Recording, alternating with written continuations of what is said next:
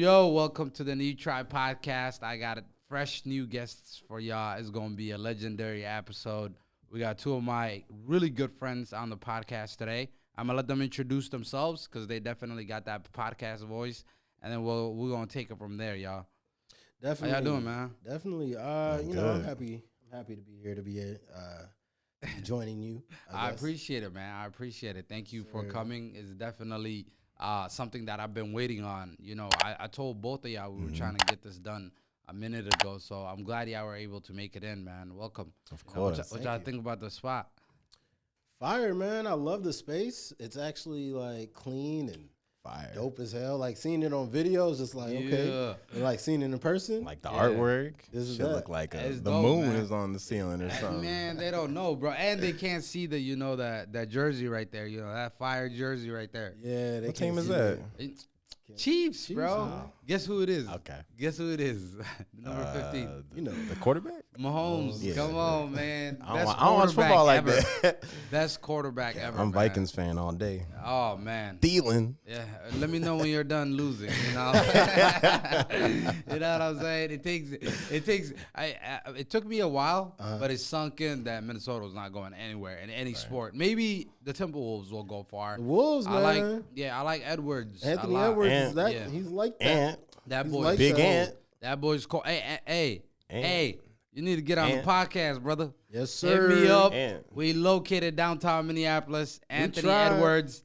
This is that invite, man. Come show us love, man. Through. Yeah, we need that. I'll pull up too. We need that. What's good, Ant? I'm sure you will. Hey, we're legendary gear. You know That's crazy. LGENDARY_. Legendary. Follow us. Yeah. On all platforms, Instagram, Twitter, Facebook. Where else y'all are? Yeah. You know what I mean? And they've been blowing up too, yo. Y'all been creating some good ass clothing. Oh, thank you, Yeah, man. man. Thank you.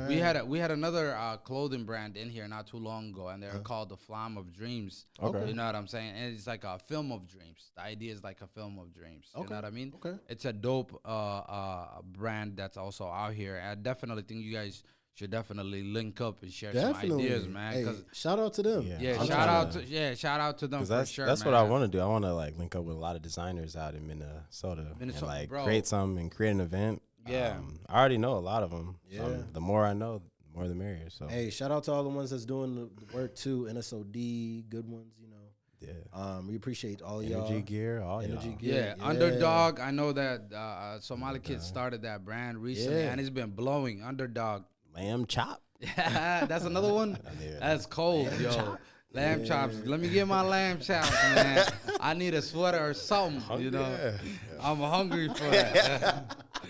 I'm hungry for that. Yes, but sir. but yo, it's been crazy. Y'all been on a roller coaster lately. I seen y'all doing fashion shows, you know, with like a whole bunch of people walking down the runway. If I ever want to do something like that, yo, I know who to come to. Slide through, man. Tell me about that, man. So first, let's actually run it back. You know what I'm saying? Tell us a little bit about your beginnings, your name, obviously, first, and just where you come from and how you got to this place, you know, as far as where you're at currently. Definitely, man. Like Legendary, we kind of started 2018. That's when we were established, October 2018. And so we were just college students coming into the game. Can you guys hear me good? Yeah, I can hear you. Clearly, man. Yeah, so we just like college students coming into the game, man. Wanted to make some new trends, new fashion, drive it up a little bit more, add our own spin to it. We want everybody to feel like they're legendary when they put their garments on, you know. So essentially, leave your mark whenever you come out, you know what I'm saying? So it's three of us, essentially. It's me. I am the photographer of the group. We got DJ Melly Mells. DJ Mello. And we got, you know, Mr. Heezus. We got David Heezus. And creatively, we just kind of came with different backgrounds, but it's all been similar to what we want to do with our trajectory as far as fashion and taking it to a new level and trying new things. Collaborating with different people is kind of something that we've done as well. And also being able to network in the city, throw on different events, and, you know, just be present, you know, be present in the times that we need to be present in and add something new to the black culture and to just culture in general. And when you think of legends, what do you think of? You think of Stevie Wonder, Michael Jackson, Jay-Z, people that are remembered forever. And Prince. Yeah. Prince was definitely big. Oh, yeah. So that's kind of what we want our clothing to be, a long-lasting effect and something that you can wear down the line, years down, kind of like a legend would. So that's like the ultimate meaning behind that name. Yeah, definitely. So. That's dope, man. That's dope. And then what is your what I know that he's the photographer, right? Mm-hmm. That's within the brand. That also does bring a different, perspective, right? What is your perspective? I know you're a DJ, right? And how does that intertwine with what you do as far as with the brand? Yeah. So what I mainly do is the manufacturing side. So we do in-house manufacturing. Yep. So I'm the one that finds the blanks, and then we figure out the logo we want to put on it and the design, and then I put it on there. I work closely with my family with that, and we have like a whole machine process and everything. And then we kind of collaborate on the creative design as well. Yeah. Kind of leading with both like creative direction. Right. Mel's is really good with that too. So yeah, and like working with Photoshop, a lot of YouTube has helped me with that. Same. Photoshop. You can learn a lot from YouTube, graphic bro. design, Adobe Illustrator, all of that. Lightroom. So that's like my main thing is the manufacturing side, and it's worked out well. I like the designs that we do, and a lot more shit is coming soon. So a lot more. Because I'm wearing some right now. This is legendary right here. This we had this for our Valentine's Day line. Ooh, that's dope. Yep. Valentine's Day is around the corner. Get your piece right now. Don't miss out. We coming out with something new for Valentine's Day too. This is Valentine's. So y'all gonna bring something last new. Year. Okay. Last year. So every year y'all bring out new designs for new we do like events. We do like side things. Like this is kind of like a side thing. Okay. Besides our like regular season stuff. Yeah. Like our winter line, our spring line. This is kind of like on the side, just something fun that people can like buy and use. Yeah. Like an easy garment to wear. Yeah. Every season we try to debut something new, right? Yeah. So for the summer, fall, spring, winter, clearly we're from Minnesota, so having garments that is Minnesota, cold. It's cold. Yeah, not gonna lie. But like also cold too, like Minnesota, like that was like people out of state think we love that song. Hell no. No. Hey, shout out to Yachty. You know what I'm saying? We're some legendary. that doesn't define our state though. It does not. It does not. But like we try to like do something different every season and try to add like a new direction to it to have fun with it. Right. And so like, we started with hats, but then we led to street fashion. And now we got different garments depending on what you want to wear. We have shirts, hoodies, crew necks. Yeah, our first event, we only sold hats. Yeah. And that was like our debut. It was at like a First Ave event that we did. Shout out to Drew Devine. Check his music out, you know what I'm saying? Shout out to that brother. Yes, sir. You know what I'm saying? Yeah, that was the first event we did, and we was only selling hats. And then we just progressed from there, going hoodies, shirts, shorts, sweats, anything really, and totes, accessories. We just been expanding so much. So it's just that we've got to Arizona to expand the brand and expand our name, and putting more respect on our brand name too, as far as like how long we've lasted, the things that we've done, the triumphs that we've overcame. Yeah. Shout out to brother David too. He's not here right now, but he's very important to what we do as well. Like he handles like most of like the business sides, like the finances, finance. Like he's very important to us, and it without these three, without us, it would not be where it's at. And so I'm like very appreciative of Mello, of David, and just like our work ethic too, because being a small business and coming from Minnesota, you know what I'm saying, Minnesota's not well known usually on a lot of places. So we're making our name for ourselves here and as we go out to the world. Yeah, because you need a team with any business. You need a team. I heard it here first. Get you a team, man. Get you a team that thinks like you also. I feel like you guys, the thing that differentiates you guys is you guys have the hustle mentality between yourselves. Like there's some people where one person will have the hustle mentality, the other person won't. So it becomes hard for you because you're dragging somebody along. Right. at that point, right? Right. But I knowing both of y'all, I can definitely see where you guys is where you guys meet as far as ambition and goals and things of those sorts, and that's what really escalates or really brings up a brand. Yeah. In a way. So the fact that he does, y'all got different roles, everybody knows their role, and then y'all help each other with the overall stuff, that's dope right there. You know what I mean? So like elaborate on, I do remember like the beginning. I do remember y'all beginning, and I definitely do want to, give you guys your props because y'all definitely came along a long, long way. Starting this podcast, the one thing I learned is that it takes time and it takes patience. And it also takes a lot of grind to be able to do something consistently. So I definitely want to give you guys your props for that. Thank you. Man. Appreciate that. Yeah. And go ahead. I was just gonna say we're big connoisseurs of like music, so like that kind of drives our love for what we do and like the fashion. I always feel like for specifically, we branch off in other genres, but hip hop is a culture of its own. And so, like with Legendary, I'm not saying that we mirror that, but at the same time, we do have a lot of influence from that. So even like to your credit to the hustle mentality, right? We're big fans of like Jay-Z, for example. Yeah. And like taking in the notes of like, okay, keep hustling, keep grinding, keep going. For that longevity of doing things, we just want to be able to continue to adding something new, something different, and just like our spice on. You gotta have a passion too.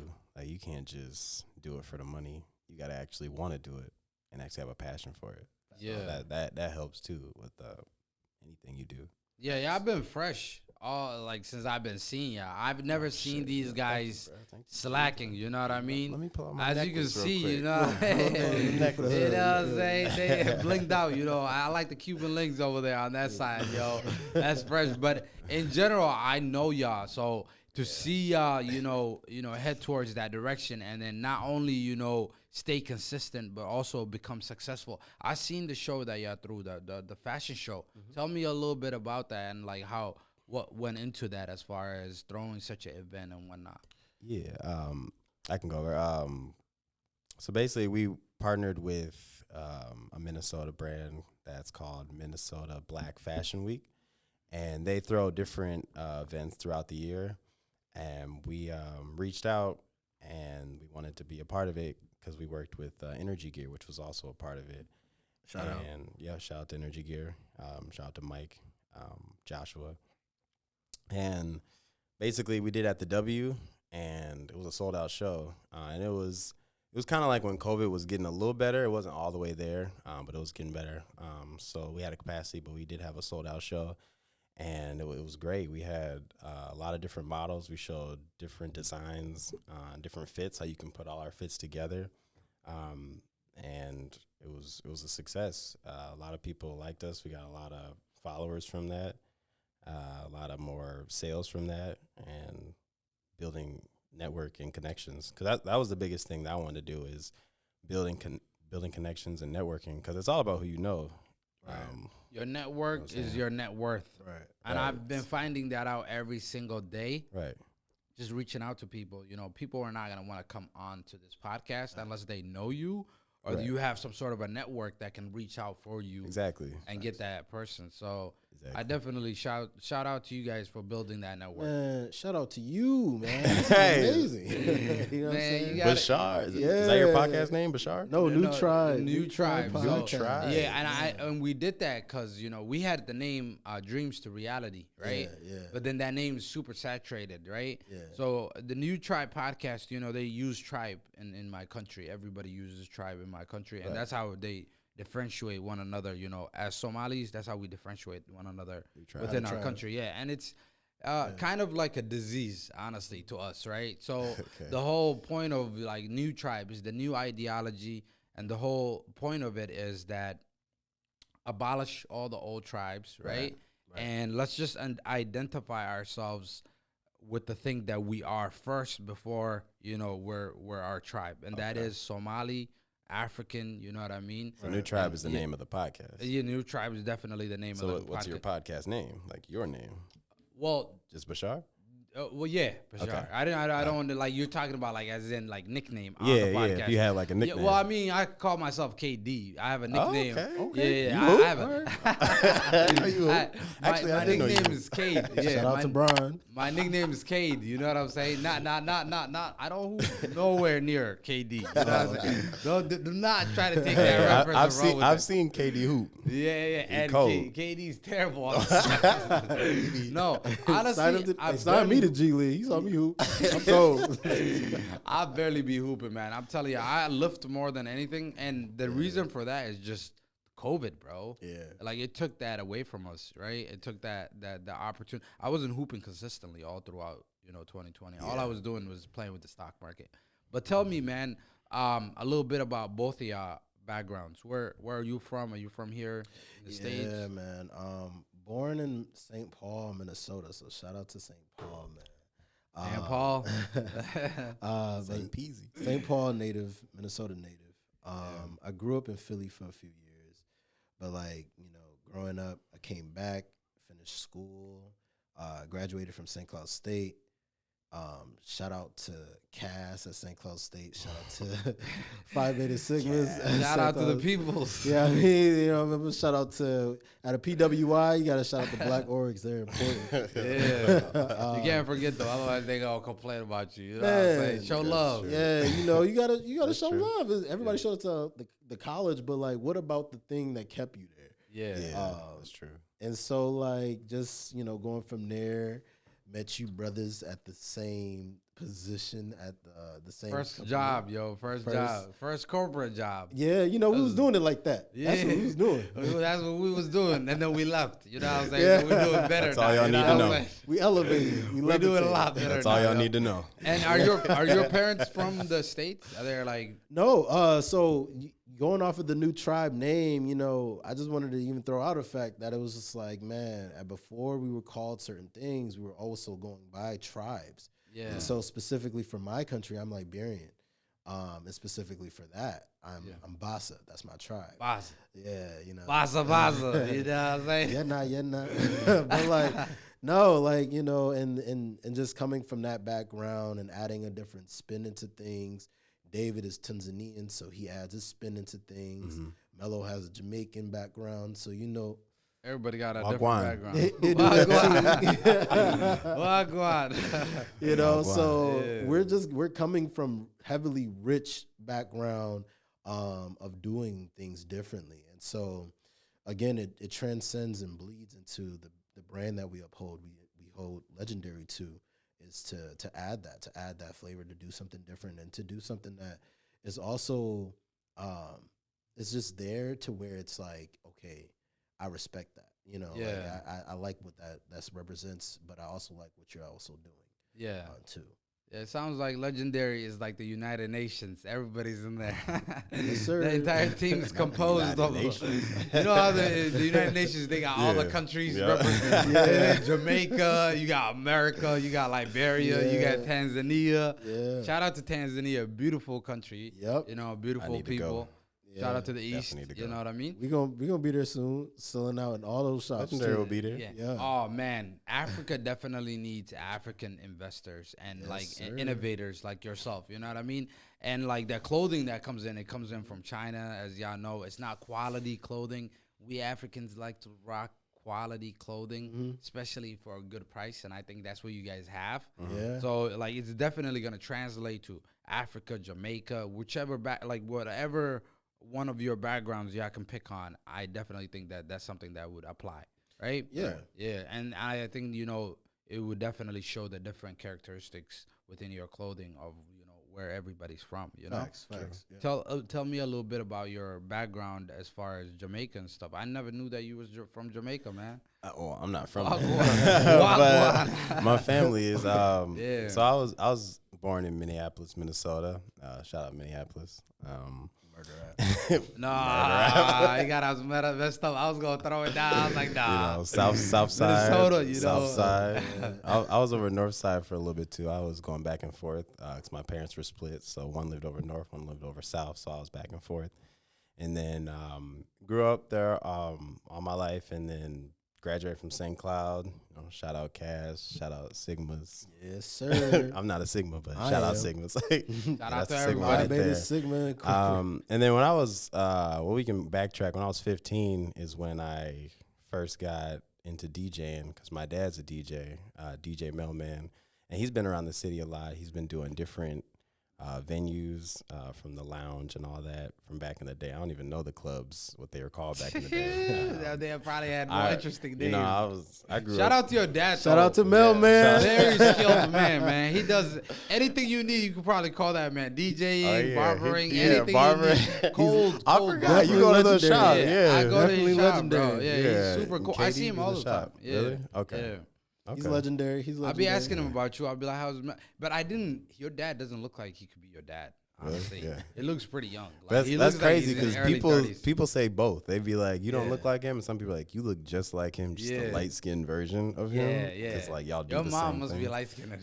She's like medium skin. She's medium. My skin. grandma's light skin. Yeah, that's what I you got the think that's genes. where I get it from. Yeah. And like I have an auntie and cousins that are light skinned. Okay, Like, and that's lighter that your than me. Jamaican side or your No, this is other just side? Your African American. Mississippi. Yeah, Mississippi. Shout out to Mississippi. Mississippi, Yeah, they be Gary, eating- Indiana. they be But eating good.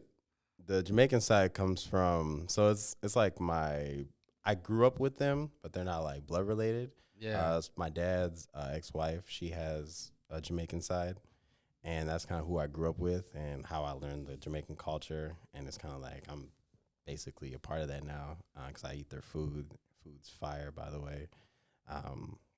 What was that one Jamaican restaurant in Irie Vibes? Shout out Irie Vibes. They got fire food. But I just had to put that plug in there. But yeah, I grew up off their food, grew up off their slang. So that's why I feel like, I got to rep Jamaica, you know. Shout out to Liberia one time. Royal Bistros. Royal Beach. Honorable mentions. You know Liberia's history, right? Yes, sir. Yeah, even if you're like the people there, you can still consider them to be American. Yeah. Because Wait. some What? of them, We got some traditional stuff, but like at the same time, yes. Like yes, right? Because that there's a is- lot of how many people were brought back there? There was a back lot. in the And day. you know what's crazy is that the rich history for Liberia is that it was freed slaves from everywhere. So Yeah. it was a lot of people just coming and meshing up the place. But also too, there were already Africans there. There were already Yeah. Liberians that were already in the country as well. Yeah. And so that was also emerged together too. Yeah. But to respect the history and to respect the land, Liberia is very traditional. It's very African. It did have and modeled some things after America.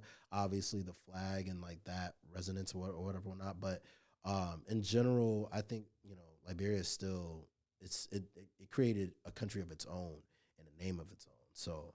But yeah, shout out to Liberia, man. Shout out to Liberia. We got the best jollof rice, and you know what I'm saying? They do. We the best in the West. I ain't gonna cap. They got Jolliffe go crazy. Bro, I don't have to say it.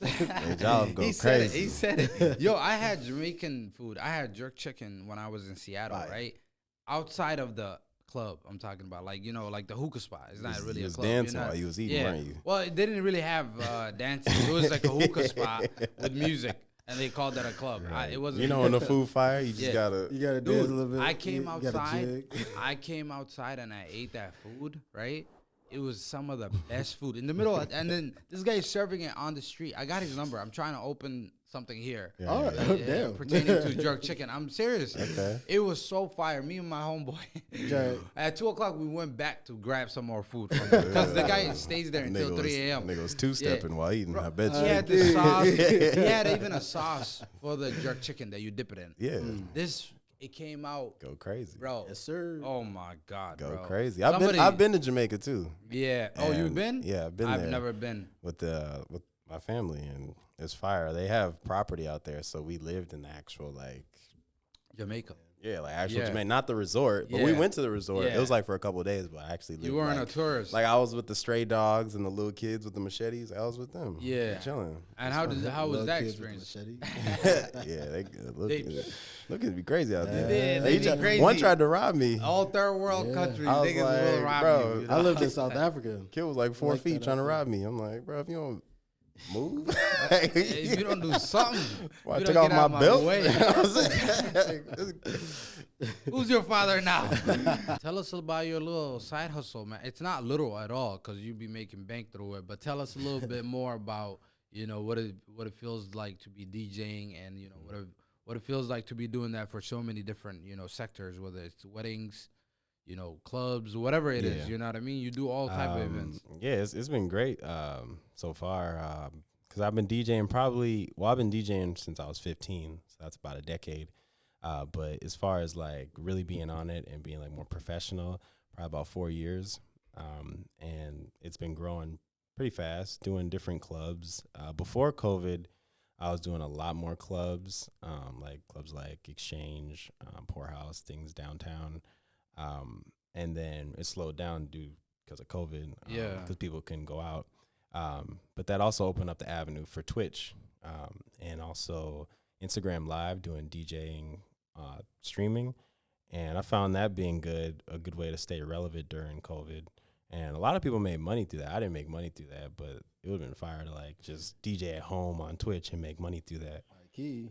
Yeah. Dude, you can, I feel like you can still do that though. Like right now, schools are shutting back down in Minnesota for COVID. Like K through 12 is shutting back down, is what I hear. Yeah, because I know we're like one of the top states right now because it like surged. Yeah.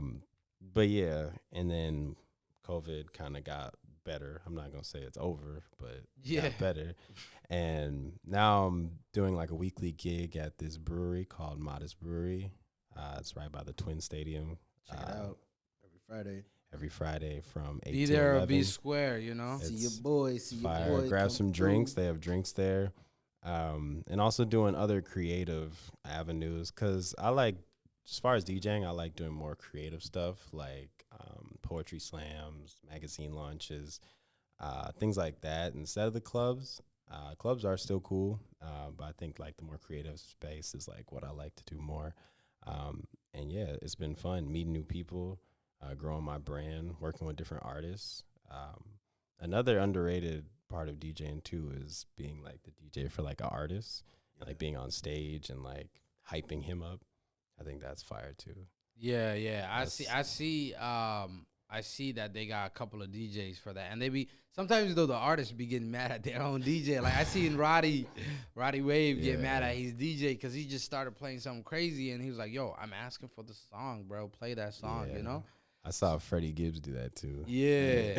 He be calling his DJ ugly and all that. Damn. And that's his personal DJ? Like he goes everywhere with them? He just used him as like a butt of his jokes. Yeah. Oh, okay.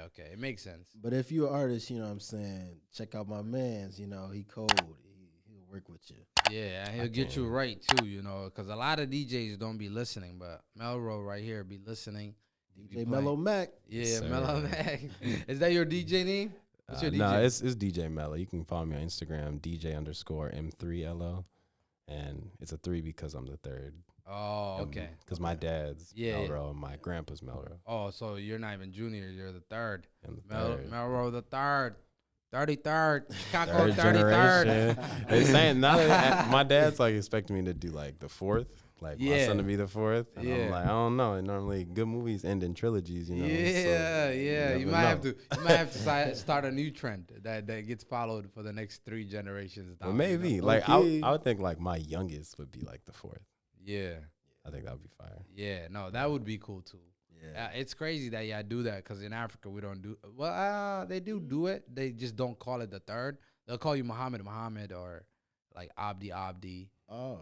But you don't really see the third on there, or like if you're the third, you know what I mean? Yeah. But it's interesting how that came out to be, because because that taps into I feel like it taps into feminism and the feminine movement also, because white women haven't had an issue with taking on the names of their husbands, which still happens. Yeah, which is pretty crazy. But we don't do that culturally as Africans. We don't take. The woman doesn't take your name and she doesn't become your property. You know what I mean? Right. Yeah. I think that in a way, that's something that's not touched on, is the fact that women still take men's names. And I feel like that's definitely like a little fluky, because you're getting rid of your family name for a husband that you could possibly divorce. So I think that's one of those practices that you see here. It's culturally accepted here. Hey, that's real, man. But it wouldn't be accepted in Africa. You know what I mean? Yeah. And like sometimes you gotta accept societies for what they are. You know what I mean? And I feel like sometimes people overstep and they're like, oh, Africans do this. You could have 4 wives as a African man, as a Muslim African man, right? And then we can also say like, oh, yo, yeah, make your woman take your names, which is a little crazy to us because she does come from a whole new lineage and everything, and she's getting rid of that for what, a punk ass dude that might divorce her. You know what I mean? Hey, that's the fear of being married. It's like you have to trust this person. Yeah, not enough to give him your name. That's what I think. They could do some grimy stuff the day after the wedding. Now what? Man, some grimy stuff at the wedding. You never know, bro. You never know. But we were touching up on ancient Kemet, and Augustus was a little bit educating us on what Kemet means. What does Kemet mean? Just like the black land. Yeah. And so it's just kind of like seeing how Africans kind of spread out through the world. They're not just in one area, you know what I'm saying? And then kind of just going to like, just history in general everywhere. A lot of people just think that, for example, like, racism is just reduced down to America. Having the experience to live outside of America for a few months or whatever, you got to actually see that a lot of things are slowed down. Everything that's here is just marketed. Just because, we face it here doesn't mean that other people aren't facing it. There's black people in every crevice of the world, essentially. And I think that's important to just touch on when it comes to our history as a people, as Africans from different parts of the world. But just knowing that we make up just not this percentage of the world, but all parts of the world. You know what I'm saying? Yeah. As much as people don't like to acknowledge it as much, there's so many things that has our bloodline within it. You know what I mean? Yeah. And I definitely want to second that because there's so many different issues. There's so many places that are racist. And I feel like, that's been one of the things that a lot of countries are going to have to deal with in the 21st century is decolonizing their people's minds and also understanding new ways of colonization, whether it's neo-colonialism, whether it's colonialism through media, because, you can get conquered through media, What did Malcolm X say? He said the media has the power to make the innocent look guilty and to make the guilty look innocent. So there's a variety of ways that I feel like white influence is still upon this world, especially like places like Asia, where you see like inferiority complex that has developed within people. As far as when they deal with white people, like I know it's in India, it's definitely in China, because I've traveled to, a couple of those countries. You can see how people hold themselves to be inferior. And like, I think that's done through media and this idea that there's a white savior, like, movies like James Bond, like, they'll never let Idris play that role. Yeah, they would never let that do it happen. That's true. They did. The funny thing is, in the new movie, James Bond retires, and the new James Bond, or 007, which is what makes James Bond, James Bond, is a female character who's black. You know what I mean? So it's funny that they did that, you know what I mean? But at the same time, we do have to highlight that things like Superman, Batman, Superman is from the sun god who gets power from the sun when he gets close to the sun. Which type of people can get close to the sun without getting sun damage? You know what I mean? And the sun people are melanated black. people. Yeah, it's black people. And it's a black story that was taken and then transferred into this idea of Superman, just the same as Batman. It comes to like that conversation about black and white. It's such a controversial topic because people of melanated skin weren't calling themselves black people. Yeah. And then that was a term that was developed in the 1900s. Oh, that's what we were just talking about. So we were just discussing what like somebody like me would identify as. There was a girl on TikTok and she was talking about what is the first thing that you identify yourself as.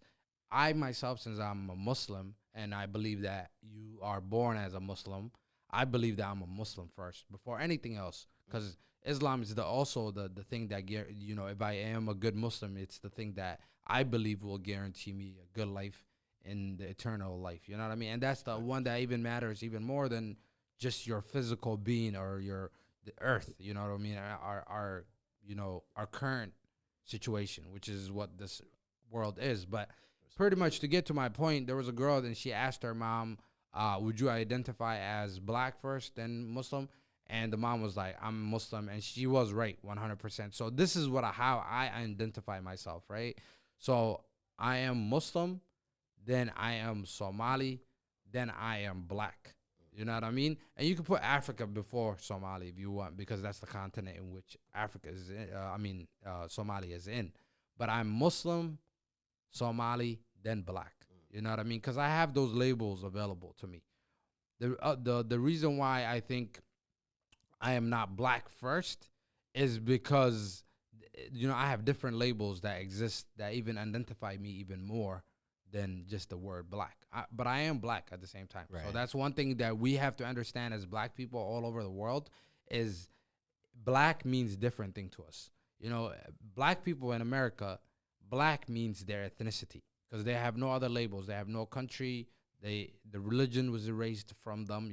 Christianity wasn't the religion that majority of those people practiced when they came to America. So African Americans in America, the way I would think that they would identify is black, then American, then whatever else that there may be, because they have made black their ethnicity, the one thing that identifies them more than anything else in America. And that's also because, racism, erasing everything else that actually mattered to black people. You know what I mean? Right. Would you say I'm right as far as that identification and differentiating it? Because we don't want to infringe on the history of black people. When you say you're black in America, that means you're black American, meaning you have had ancestors in slavery, right? As an African in America, you have to identify either as African and then go to your country, or you have to go to your country right away and say, I'm Somali American, I'm Liberian American, I'm whatever you mean. Yeah, right. Liberia is a little different because, slavery, slaves is being brought back over there, people of black people. Not being brought back. Yeah. We fought back. We fought back to go back. Yeah, that is true. They did fight to go back. Even though, like, a lot of those white people volunteered to get black people out of here, too. There was a lot of people that donating just to get black people out of here. Yeah, I agree. I think definitely black people who, like you say, don't really have that knowledge of where their country is or of anything. I think you need to do your history and know about who your ancestors are and where your family is from. Because I think it all starts with the education. Yeah. And we don't get that education here at these PWIs or these public schools. So I agree with everything you're saying. Speaking on the education, it's just that, my issue with it and why it becomes problematic is because, like I said, us melanated people weren't calling each other black. We found other ways to identify with each other. Shout out to your podcast named New Tribe, but essentially Africans around the world, or melanated people around the world, we communicated through that way, which is, I think it's just, it shows to how much knowledge our traditional ways of doing things kind of still uphold that. Yeah. And just like, just kind of identifying that being the issue. If we look at the definition and, the synonyms regarding black versus white, white means pure, while black represents death. Yeah. Dirty, lazy, all those labels that were given to it. But like even with those things being, the definition, we as a people, as melanated people of this country, as African Americans of this country, have made that term being referred to as so rich, and meaning so more. And through that time of it being initially that, we turn that into respect.